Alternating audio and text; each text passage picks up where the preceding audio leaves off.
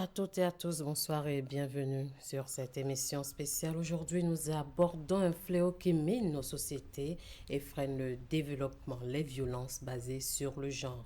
Bien que des lois et des initiatives existent, ces violences, quelles qu'elles soient physiques, psychologiques, économiques, sexuelles, persistent. Elles affectent majoritairement les femmes et les filles, mais aussi les hommes et représentent une violation flagrante des droits humains. Nous en parlons dans le cadre des 16 jours d'activisme qui démarrent ce 25 novembre contre les VBG. Nous allons donc décortiquer les efforts déployés sur le terrain, identifier les défis, y compris la mise en œuvre des engagements régionaux et tracer des pistes de solutions, pourquoi pas. Et pour ce faire, nous avons en plateau Madame Huguette Bokpe-Yankadia, elle est présidente de l'Institut national de la femme. Présidente, bonjour. Bonjour, madame la journaliste. Et monsieur Henri-Joël Dossou, il est directeur exécutif du scoutisme béninois et membre de l'Alliance Droit Santé. Bonsoir, monsieur Joël. Bonsoir, madame la journaliste. Alors, nous allons démarrer ce débat par la présidente qui va nous parler un peu des typologies de violences basées sur le genre les plus courantes qui sont observées aujourd'hui sur le terrain et comment est-ce que l'INF mesure leur prévalence. Alors, merci beaucoup. Nous avons en particulier la violence sexuelle à l'endroit des mineurs. C'est vraiment le type de violence le plus observé. Nous avons de la violence psychologique, beaucoup de violence psychologique qui entoure les questions de garde d'enfants, les questions de refus de payer la pension alimentaire. Donc, on va dire que c'est vraiment les deux types de violences, je vais dire, les plus observés. Mais vraiment avec une forte présence des atteintes sexuelles, des viols sur mineurs de entre 0 et 13 ans. Ça, c'est vraiment ce que nous avons le plus constaté. Puis après viendront les autres formes de violence qui sont de la violence physique, de la violence économique, etc. Mais là, vraiment, l'accent est mis sur la protection des mineurs. Alors, monsieur Dossou, Joël, vous êtes plus sur le terrain, membre de l'Alliance Droit et Santé. Quels sont les constats faits sur le terrain de votre côté? Oui, effectivement, comme madame vient de le dire, on enregistre beaucoup plus les violences sexuelles, psychologiques et ces derniers temps, on enregistre beaucoup plus les violences psychologiques parce que la loi a commencé à être respectée. Donc les hommes ont commencé ont trouvé autre alternative. Donc au lieu de frapper les femmes, au lieu de laisser les séquelles, ils préfèrent les torturer psychologiquement. Donc ce sont ces genres de cas que nous faisons beaucoup plus face ces derniers temps. Et comment est-ce que vous procédez par rapport à l'accompagnement des victimes et à la sensibilisation de ces personnes? Oui, il y a des centres intégrés de prise en charge. Bon, c'est vrai qu'il n'y en a pas beaucoup au Bénin. Et c'est pour ça que nous avons mené une campagne dans ce cadre. Donc, mais en attendant, nous on travaille beaucoup plus avec les jeunes.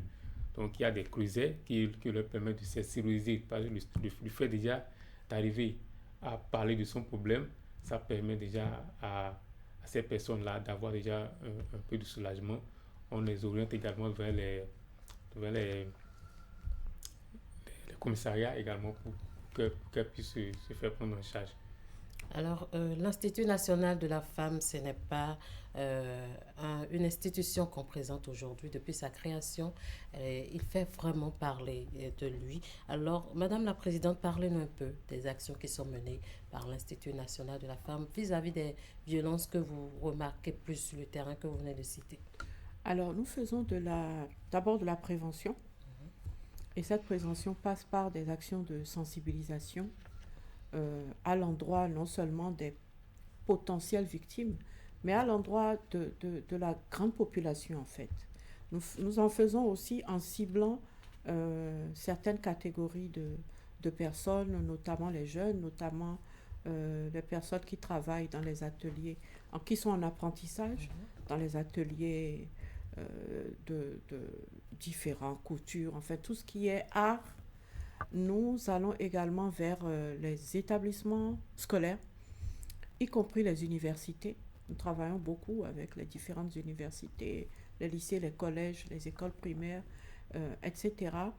Et disons que comment je vais dire ça? Ce qu'on observe, c'est de la violence, beaucoup de violence intra-conjugale, si je puis ainsi dire, intra-familiale aussi. Et donc, la sensibilisation nous amène à solliciter ou à impliquer des personnes qui sont des leviers au sein de leur communauté, les personnes qui sont les plus écoutées au sein de leur communauté, les personnes auxquelles je vais dire le grand public, parce que chacun a une religion, chacun a un prêtre, ou alors c'est un pasteur, ou alors c'est un vaudounon, ou alors c'est un imam. Chacun a l'une de ces personnes-là dans sa vie qui l'écoute, qui peut lui faire des admonestations, qui peut lui faire des reproches, qui peut lui faire des recommandations, qui peut vraiment lui donner des orientations qu'il va suivre. C'est pour ça que le rôle des leaders religieux, le rôle des têtes couronnées, le rôle des chefs supérieurs qui détiennent, qui sont dans les couvents, qui sont ceux qui ont nos valeurs endogènes. Ces personnes-là sont extrêmement importantes pour nous parce que nous savons que ces personnes sont encore mieux écoutées au sein de leur communauté que nous. Et donc, nous avons tout intérêt à faire alliance avec elles. À part la sensibilisation, nous faisons maintenant, on va dire, on agit. On agit quand on dépose une plainte entre nos mains. On agit quand on a connaissance qu'une violence est en train de se commettre à l'égard d'une femme ou d'une fille quelque part. On agit en s'auto-saisissant quand nous avons connaissance de ce genre de violence, même si personne ne dépose plainte. Donc on utilise très largement notre pouvoir d'autosaisine, comme on utilise également abondamment notre pouvoir d'accompagnement des victimes. Donc on accompagne les victimes devant les juridictions, devant les administrations, parce qu'on peut avoir aussi des cas de discrimination au niveau à l'emploi, des choses comme ça. Et on fait en sorte que chaque femme ou chaque fille accompagnée par ses parents, si elle est mineure, qui vient déposer une plainte, reçoit une réponse satisfaisante. À part l'assistance judiciaire, c'est celle que je viens de décrire, nous avons également l'assistance juridique. L'assistance juridique, elle, c'est pour les personnes qui viennent nous poser un problème, mais qui n'ont pas envie d'aller en justice, ont besoin de savoir d'abord, pouvoir mettre un nom sur le problème qu'elles ont, savoir quel type de violence elles sont en train de subir. Ensuite, demander une orientation. Qu'est-ce que je peux faire à mon propre niveau pour résister à cette violence, etc. Je ne suis pas encore à un niveau où je vais aller en justice, mais je veux des conseils. Ça aussi, on le fait. Nous faisons de l'accompagnement des victimes ou des potentielles victimes au niveau psychologique. Nous avons des psychologues qui sont recrutés à titre permanent, qui font ce travail-là. Et même quand il y a des victimes qui sont en cours de procédure ou avec lesquelles on a fini déjà les procédures, nous avons ce que nous appelons les classes des victimes, où on leur apprend à retrouver la confiance en soi, à gagner davantage en estime de soi par divers exercices, et à se réintégrer, si c'est dans un milieu professionnel, si c'est dans un milieu familial, etc., pouvoir se réintégrer plus facilement, sans avoir un sentiment de culpabilité, parce qu'on a osé dire non à la violence exercée par un mari, dire non à la violence exercée par une belle famille, etc. Donc voilà en gros ce que nous faisons. Nous faisons aussi des cliniques juridiques Les cliniques juridiques sont en quelque sorte des procédés par lesquels nous faisons deux choses. La première chose, c'est de réunir les acteurs qui interviennent dans la prise en charge des victimes de violences basées sur le genre. On va parler des agents de police judiciaire, on va parler des assistantes sociales ou des assistants sociaux, on va parler des juges, on va parler des magistrats, on va parler de tous ceux qui, en tout cas sur le chemin, on va parler aussi des personnes qui interviennent dans le domaine médical. Tout ce monde-là est réuni et on discute au niveau des procédures. Est-ce qu'on s'entend sur les procédures? Est-ce que chacun sait quel rôle il doit jouer? Est-ce que, comment dirais-je, en matière de référencement, quand la victime va vers un commissariat, par exemple, et que après ça, il va falloir passer à un autre type de prestation, de service social dont cette personne a besoin, comment faire ce référencement vers un hôpital, vers la justice, etc. Et maintenant, à côté de ça, il y a des procès fictifs. Ces procès fictifs mettent en jeu les acteurs, justement, de cette prise en charge pour que chacun sache le rôle qu'il doit jouer. Depuis la plainte qui a été déposée au commissariat ou au guichet unique de protection sociale où on trouve nos points focaux. Les guichets uniques de protection sociale, c'est ce qu'on appelait CPS, Centre de promotion sociale. Quelle que soit la porte d'entrée de la plainte qui a été déposée, quand elle poursuit son cours jusqu'au niveau d'une juridiction, comment ça se passe? Donc, c'est des procès fictifs, mais c'est des audiences publiques auxquelles n'importe quelle personne peut participer. Ça se tient dans une juridiction. Et là, ça ouvre vraiment les yeux à la fois aux acteurs, mais également au public, parce que le public se rend compte que, donc en fait, aujourd'hui, si une femme dépose une plainte pour une violence qu'elle a subie, c'est plus comme avant, où ça s'arrête au niveau du commissariat, ça ne va jamais au tribunal. Et puis quand ça arrive devant le tribunal, c'est que c'est mené jusqu'à son terme. Il y a une décision de justice, c'est plus comme avant où ça s'arrêtait quelque part, où on faisait un règlement amiable finalement. Donc voilà tout ce que nous faisons, sans oublier bien sûr des émissions de ce genre, des interviews, donc de la communication, des émissions au niveau des radios qui nous permettent de parler des lois, de parler des procédures et de prévenir en fait, d'appeler à une conscience collective de ce que la violence à l'égard de la femme ou de la fille est interdite par la loi, c'est interdit par la justice sociale et c'est interdit par nos préceptes, c'est interdit par les textes sacrés. Quand on rentre à l'intérieur de ces textes sacrés, je veux parler de la Bible, je veux parler du Coran et autres, on ne trouve pas une permission de frapper, de violer, etc. Alors, merci beaucoup à vous, Madame la Présidente. Monsieur Dessous, comment est-ce que vous, en tant qu'acteur de la société civile, organisation non gouvernementale qui lutte contre les VBG, comment est-ce que vous percevez déjà ces actions qui sont menées par l'Institut national de la femme? Nous saluons beaucoup le travail qui est mené par l'Institut de la femme parce que ça vient renforcer ce que nous faisons. Parce qu'il arrive des moments que nous on fait le travail et au moment où la dame veut peut-être porter plainte, il y a des personnes qui s'interposent et après ces procédures n'aboutissent pas et c'est un éternel recommencement. Et cela aussi conforte les bourreaux à continuer par faire ce qu'ils ont l'habitude de faire. Donc ce travail qu'ils font, vraiment nous saluons ça et nous les félicitons et les encourageons à continuer par le faire parce que nous aussi derrière, ça nous encourage à continuer par faire le travail que nous faisons. Parce que les normes sociales sont toujours présentes et parce qu'elle a parlé tout à l'heure de l'autosaisie. Ouais, même si la dame, elle ne veut pas continuer la procédure, eux, ils s'autosaisissent pour continuer. Donc, si ceux qui ont l'habitude de faire la pression pour mettre un terme à la procédure, voient que, bon, cette fois-ci, j'ai tout fait, mais l'Institut de la femme a quand même pris le relais et la dame a eu gain de cause. Si on frappe 1, 2, 3 fois, je crois que ça va permettre également aux gens de savoir que la donne a changé et qu'eux aussi doivent pouvoir mieux se comporter pour vis-à-vis des femmes. Mais est-ce que vous pensez que travailler avec les chefs traditionnels et religieux, comme l'a dit la présidente, est très important dans ce processus de lutte contre les VBG? Oui, c'est plus qu'important parce que c'est vrai qu'il y a la répression, mais ça ne résout pas tous les problèmes.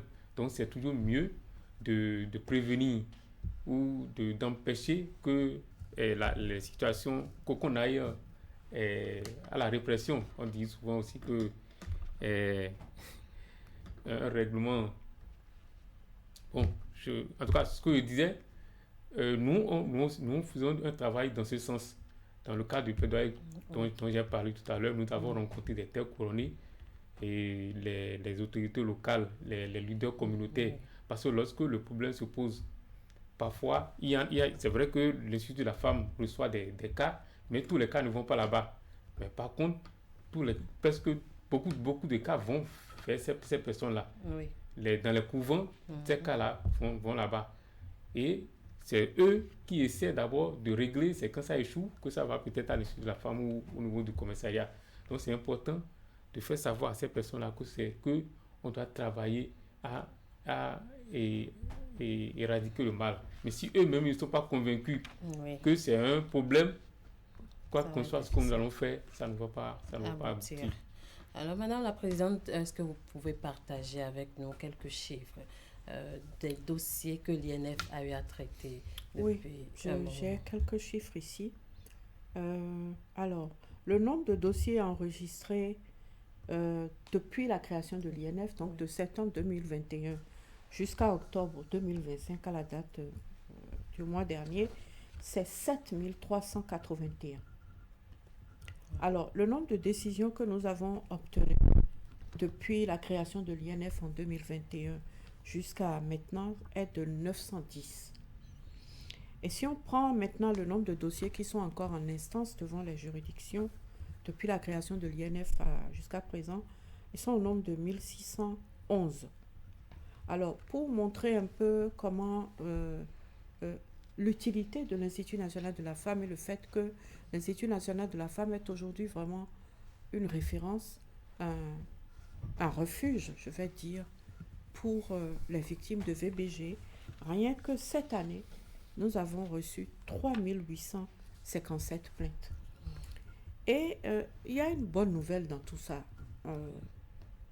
À côté des plaintes, qui sont donc des actes spontanés posés par les victimes, nous avons les dénonciations. Il y a beaucoup de dénonciations. Et ce qui a été remarqué, c'est que plus de la moitié des cas de dénonciation où on nous a alertés, etc., même si les personnes requièrent l'anonymat, c'est une majorité d'hommes qui dénoncent. Qu'est-ce que ça veut dire? Ça veut dire qu'il y a une transformation sociale en cours. À savoir que les hommes ne se taisent plus quand ils ont connaissance qu'une violence a été commise, une violence sexuelle, une VBG, a été commise sur une femme ou une fille. Le voisin ne se tait plus. Le sachant, de façon générale, ne se tait plus. Les journalistes ne se taisent plus. Donc, je trouve que c'est formidable de constater que cette prise de conscience collective, ou disons une indignation collective, je vais appeler ça comme ça, qui est le reflet de ce qu'on est de plus en plus nombreux, hommes et femmes, à être d'accord pour dire qu'on ne doit pas se taire, on ne doit pas fermer les yeux, on ne doit pas rester indifférent, on ne doit pas couvrir une violence sexuelle, une violence psychologique, une violence physique exercée sur les femmes ou les filles. Parce que ce que j'ai oublié de dire, c'est qu'au niveau des questions de garde d'enfants et de paiement de pension alimentaire, il n'y a pas que la violence psychologique, il y a aussi la violence physique qui persiste. D'accord. Donc, quelque chose est en train de se passer. Les langues se délient, le mur du silence est encore en train d'être brisé.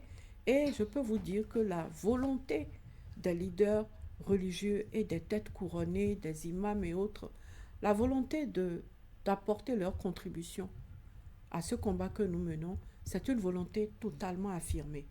J'en ai pour preuve euh, les, comment dirais-je, les résultats de la mission que j'ai effectuée jusqu'à la semaine dernière encore, auprès donc, dans les départements des rois, des reines, des, des prêtres, des évêques, pardon, des imams et autres, où nous avons, ensemble avec les préfets de département, signé ensemble des protocoles d'accord par lesquels chacun d'eux s'est engagé à, comment dirais-je, signaler les cas de violence qui leur sont soumis, les cas de VBG qui leur sont soumis, prendre attache avec nos points focaux et nos antennes départementales, parce que nous avons des points focaux dans chaque commune.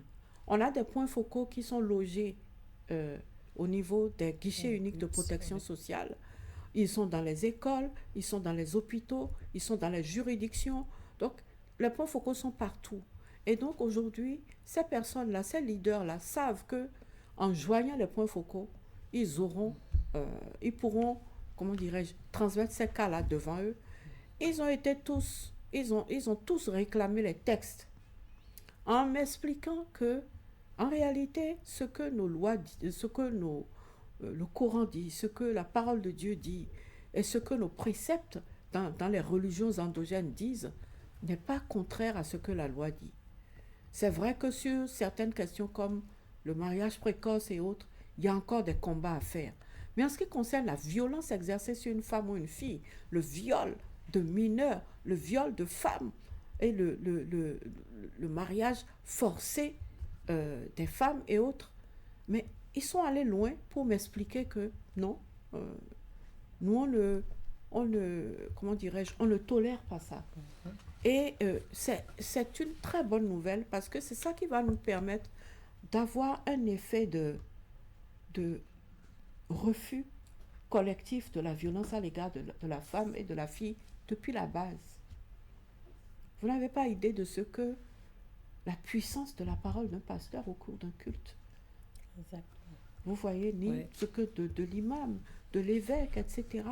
Donc, vraiment, nous sommes en train d'avancer avec des hommes, avec beaucoup d'hommes, et moi, ça me réjouit.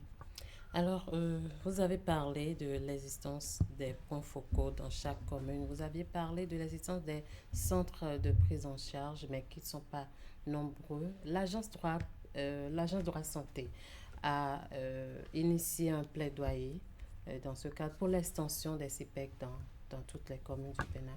Parlez-nous un peu de comment ça s'est passé, de ce plaidoyer. Ok, merci beaucoup. Et c'est déjà un très bon travail que l'INFP fait parce que si les victimes ont besoin d'assistance et ils ne trouvent pas d'assistance, ils vont se décourager et ça encourage le bourreau à continuer leurs besoins. Donc c'est déjà très bien que nous ayons déjà au niveau des GUPS, au niveau des centres de santé, des gens qui prennent en charge ces victimes-là. Mais il y a le décret portant création des CIPEC qui date déjà de 2012 et qui peine quand même à être appliqué.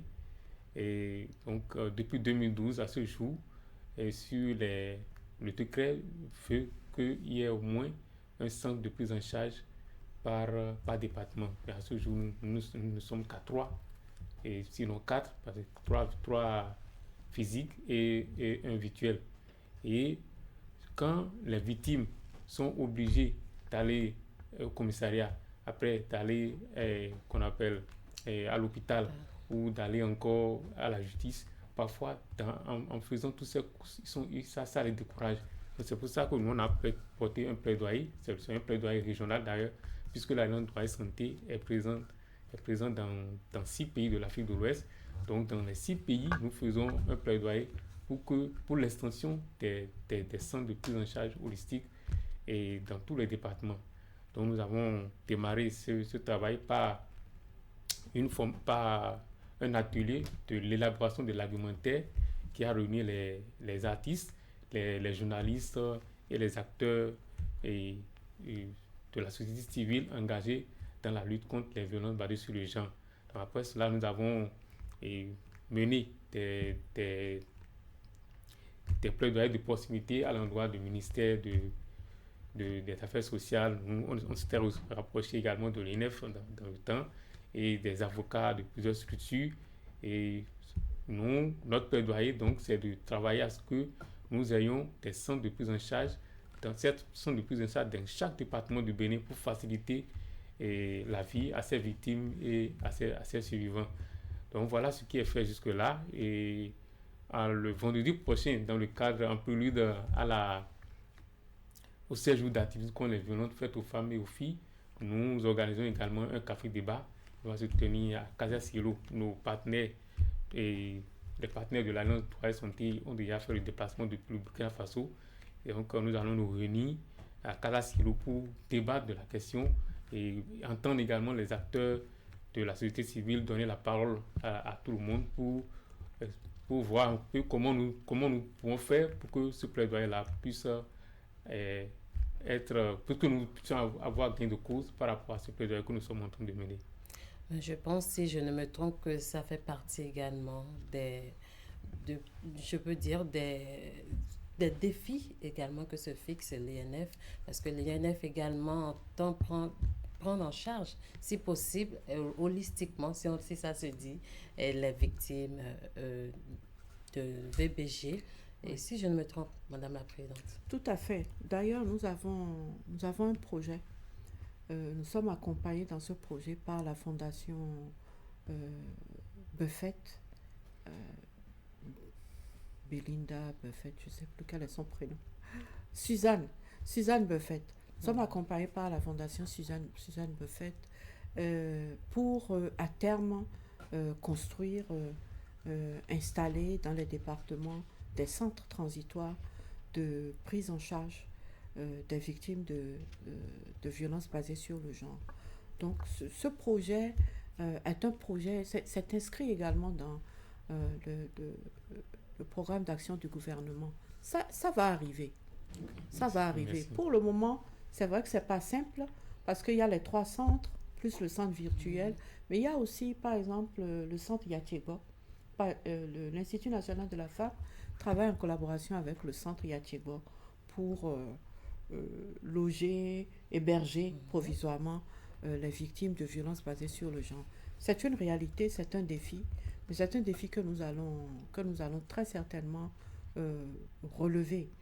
Tant il est vrai qu'à un moment donné, dans le processus, on va dire, de restauration de la victime, c'est bon parfois qu'elle reste en dehors du cercle familial, du cercle intrafamilial, où il y a une forme de perpétuation de la violence, ou alors il y a une sorte d'ostracisation et de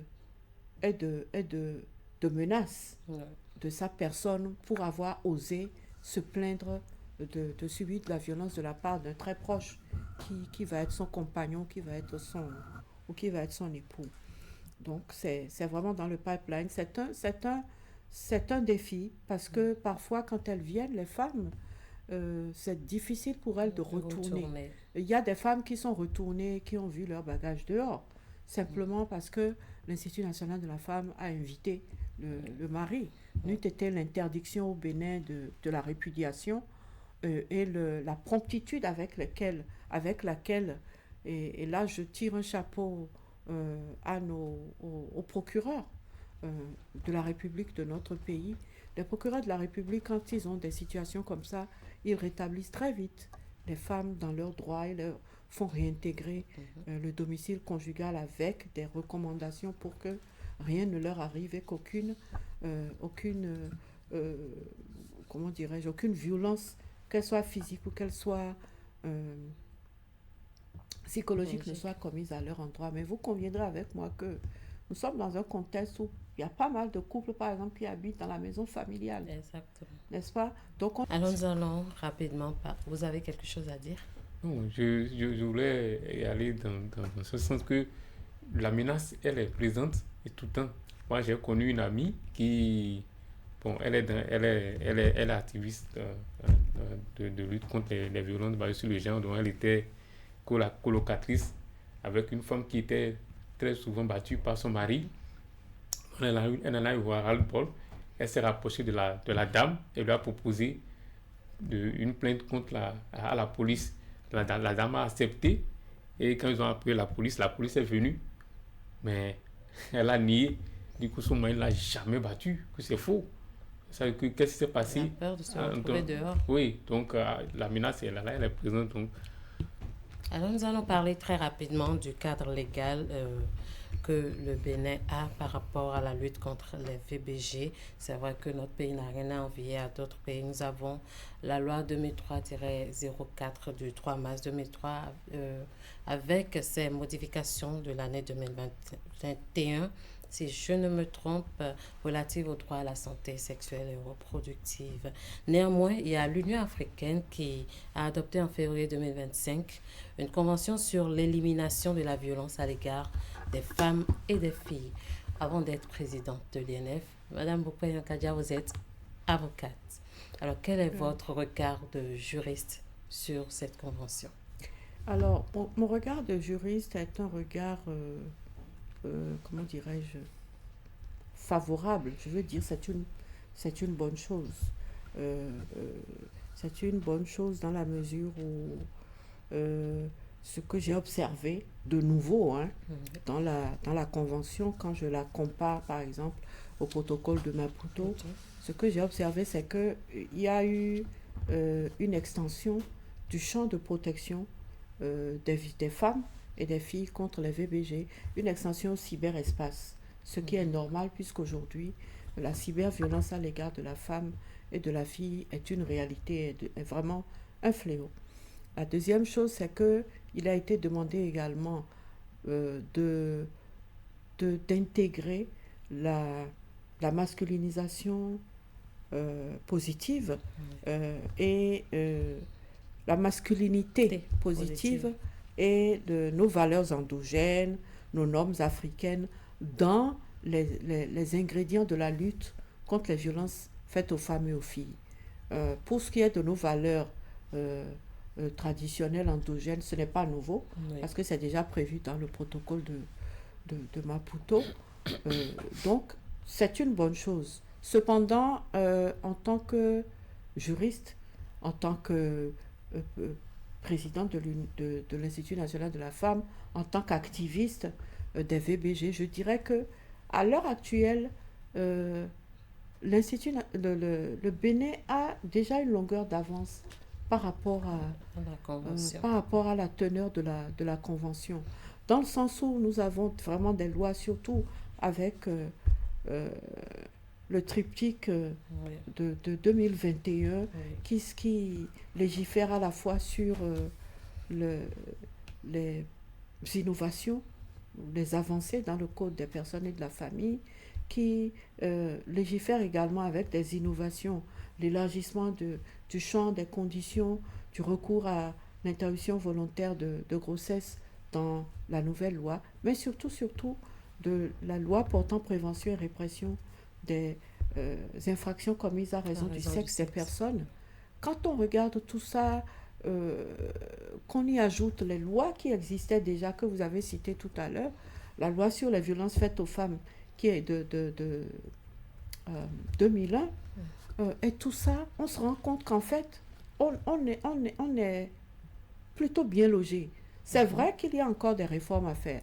C'est vrai qu'il y a des questions sur lesquelles on n'a pas encore légiféré.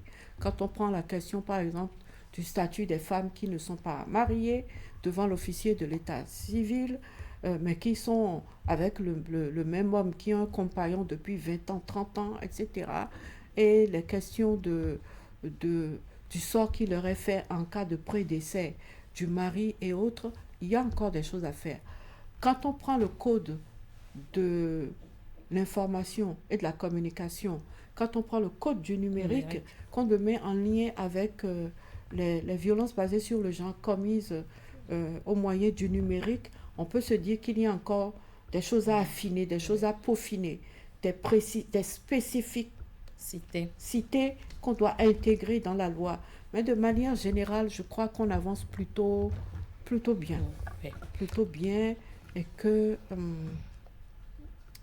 il n'y a pas encore vraiment un effet extraordinaire de la Convention par rapport à la législation en vigueur. Alors, Cela étant, comme je dis, là c'est un avis personnel, il y a des choses positives dedans, comme ce que je vous ai dit tout à l'heure. alors, en tant qu'activiste, comment est-ce que vous percevez cette convention de l'Union africaine? Oui, cette convention, elle est la bienvenue. Et bon, c'est vrai qu'il y a que le Bénin a une longueur d'avance par rapport aux autres pays et par rapport au cadre légal en matière de lutte contre les violences basées sur le genre. Parce que au moment où nous on élaborait pour élaborer notre argumentaire de plaidoyer, on a invité le SIDOFI qui a essayé de nous briefer tout ce qui existe comme texte de loi, les chiffres, tout ça. Et cela, nous avons partagé ça avec les autres organisations. Ils ont été très sidérés par le cadre légal au national juridique au Bénin en matière de lutte contre les violences faites aux femmes et aux filles. Donc, nous n'avons rien à envier aux autres pays. Donc, mais ça nous réjouit parce que il y a encore beaucoup à faire. Même si beaucoup a été fait, il reste encore à faire. Et cette convention impose aux États prenants de mettre en place une structure de prise en charge holistique des victimes et des survivants de violences basées sur le genre. Donc, ça nous a réjouis. Donc, ça met encore plus de pression à notre État. Donc, vous comptez l'intégrer à votre plaidoyer? À notre plaidoyer. Ce sont des aspects que nous avons notés très positifs. On parle aujourd'hui du numérique. Donc, il y a ces aspects-là qui sont développés dedans que nous avons beaucoup appréciés.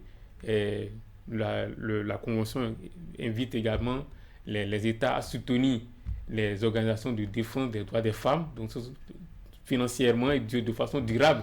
Donc, tous ces aspects-là, nous, on a pris ça positivement. On espère que notre pays va vite ratifier ça et pour que nous puissions... que ça puisse nous être profitable. Merci. Alors, nous n'avons plus beaucoup de temps pour clore cette émission. Nous parlons des 16 jours d'activisme contre les VBG. Madame la Présidente, quel est votre message dans ce cadre-là aujourd'hui? Alors, mon message dans ce cadre-là, c'est que il est important que tous les acteurs de la lutte contre les violences basées sur le genre s'unissent en fait pour former une chaîne autour des mesures préventives et des mesures et des actions que nécessite la montée en flèche de la cyberviolence à l'égard des femmes et des filles, parce qu'il est important que le cyberespace ne devienne pas une zone interdite pour une catégorie de la population, surtout les femmes, les filles, mais surtout les jeunes, quand on sait que nous avons une population qui est composée à majorité de femmes, de filles et de jeunes. On ne peut pas concevoir, et quand on sait tous les avantages que l'on tire du cyberespace, quand on sait la connaissance que ça vous apporte, quand on sait le gain de temps que ça procure, quand on sait également la rapidité de la dissémination de l'information, surtout quand c'est une bonne information, quand on connaît le foisonnement des métiers du numérique auxquels les femmes commencent à s'intéresser, et de tout le volet commercial de l'entrepreneuriat féminin qui passe par le numérique, on a de bonnes raisons de se dire et de dire collectivement que, attention, cet espace doit être protégé contre les violences qui sont dirigées contre les femmes. Et là, ça va aller des mesures de prévention il faut une éducation au numérique. Une éducation qui permet de se protéger, une éducation qui permet de tirer le meilleur du numérique tout en évitant d'exposer les parties de sa vie sur lesquelles les auteurs de cyberviolence à l'égard des femmes et des filles peuvent agir. C'est vrai que nous avons une liberté de mettre sur les réseaux sociaux, de mettre sur le numérique ce qu'on veut. Mais au moment de le faire, cette liberté-là, les limites à cette liberté, ou en tout cas les dangers qu'on encourt quand on exerce cette liberté, doivent être connus. Libre, d'accord, mais libre et responsable. Ouais. Libre et averti. Donc agissant en parfaite connaissance de cause. Aussi les actions. Les actions, c'est déjà la législation. S'il faut réviser la législation pour la rendre encore plus spécifique, c'est aussi les mesures que l'État, le gouvernement va prendre en termes de protection justement de la sécurité numérique et voilà. Et toute la communication qui doit aller avec l'innovation dans la communication sur la prévention de la cyberviolence à l'égard des femmes et des filles. Moi, je crois que c'est à cela que je voudrais nous inviter. Et l'occasion est parfaite puisque les 16 jours d'activisme contre les violences basées sur le genre qui ont été introduits par les Nations Unies et que nous pratiquons, si j'ai bonne mémoire, depuis les années 91, si je ne me trompe pas. Cette fois-ci, ça porte sur le numérique. Oui. Donc, nous avons l'occasion de nous asseoir pour discuter justement de comment on fait la prévention, comment on fait l'éducation, comment on agit avec les lois, comment on communique dessus et comment on tire le meilleur du numérique, de l'intelligence artificielle au bénéfice de la lutte. Comment on utilise le numérique pour lutter contre les violences faites aux femmes et aux filles. C'est de tout cela que nous allons débattre pendant 16 jours. C'est de la réflexion, c'est de la prise de décision, c'est des actions, c'est des plans d'action, mais surtout des plans d'action qu'il ne faudra pas mettre dans un tiroir, mais qu'il faudra transformer en action concrète. Donc, je nous invite à une action collective, à une unité qui va faire notre force et à une entente pour qu'ensemble, on puisse barrer la route à la violence à l'endroit des femmes et des filles faites au moyen du numérique. Alors, Monsieur Dosso, quel appel est-ce que vous avez annoncé dans le cadre de ces jours d'activisme contre la VBG? Les 16 jours d'activisme contre la VBG cette année portent sur le numérique. Et le numérique, c'est en même temps une grande opportunité et une grande menace, surtout pour les jeunes et pour les femmes. Parce que moi, je donne des exemples. Nous, on est sur le terrain. Nous, le scouting béninois actuellement mène un projet qu'on appelle Digital Youth. Donc, c'est un projet qui nous permet d'éduquer les jeunes sur le numérique, de les regrouper, de faire des partages d'expériences par rapport à ce domaine-là. Récemment, nous avons mené une causerie avec des jeunes. Et quand vous voyez les modes opératoires, c'est pas de simples astuces que les jeunes arrivent à se faire avoir. Celle-ci, elle a été contactée par un arnaqueur qui s'est fait passer par une fille, donc, parce qu'elle a des boutons. Donc, le monsieur lui a proposé des prix. Donc, je vais défendre d'abord des produits pour avoir un bon teint. Oui. Donc, elle a dit, pour savoir le produit qui sera adapté à son teint, elle n'a qu'à faire des photos de ses parties. Elle a fait les photos, et non, je suis une femme comme toi, tu peux faire, je veux tout voir. Donc, elle a fait les photos de ses parties intimes. Elle a envoyé, c'est après qu'elle s'est rendue compte qu'en réalité, c'était un homme qui était derrière, qui a commencé par faire de chantage. Donc, les jeunes ont besoin d'informations. Les femmes ont aussi besoin d'informations pour être à l'abri, pour pouvoir profiter de toutes les opportunités que le numérique présente aujourd'hui. Donc, nous avons l'occasion, au cours de ces 16 jours, d'intensifier la sensibilisation. On parle ne serait que de petites informations, ça peut leur permettre d'être beaucoup plus vigilants et d'éviter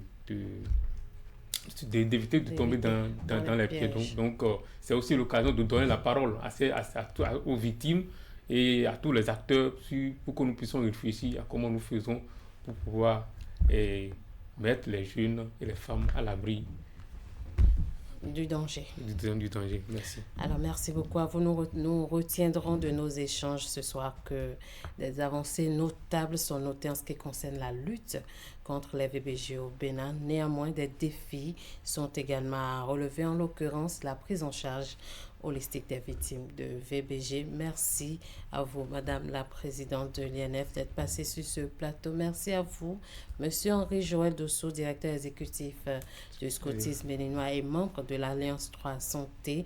Le combat est un combat collectif et vous avez tous deux appelé à une unité dans l'action. Merci à vous, chers téléspectateurs, de nous avoir suivis. À bientôt.